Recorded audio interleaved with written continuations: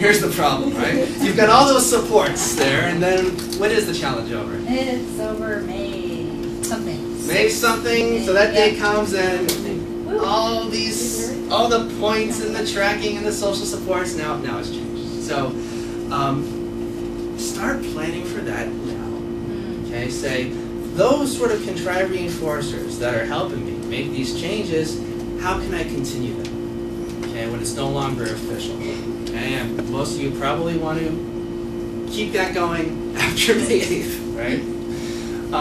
So think about, well, how could I keep some data? Okay, how could I get some social reinforcers? Do I keep in touch with a few people and can we encourage each other? One way to do that in a more formal manner, I mentioned tangibles, is to come up with behavioral contracts.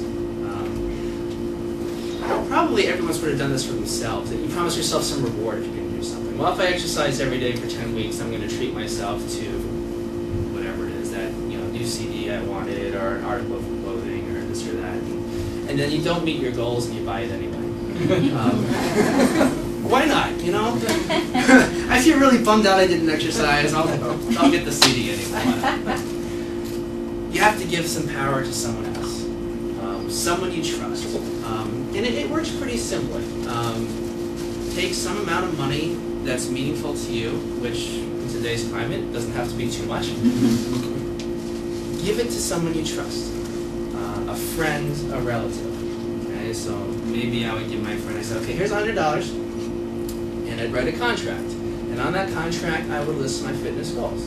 Maybe how many minutes of exercise I want to do each week, how many servings of fruits and vegetables, whatever your personal fitness goals are. Just write them out, sign it, have your friend sign it, where's ever holding the money, okay?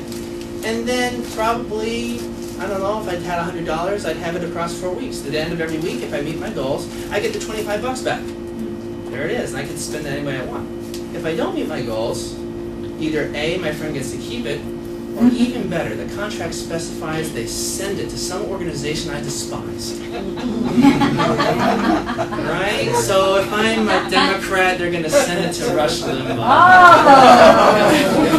If I'm a vegetarian, they're going to send it to some, veal advocacy farm. Or something along those. Something you just can't stand the thought of it. So giving that power to someone else, really helps keep you that motivation. I had an instructor in graduate school who would designate one of his students as his manager. Or a student would have to call him every day and say, how many pages did you write? And how far did you run? And I would have to scold him if he didn't meet his goals. This was her instructions.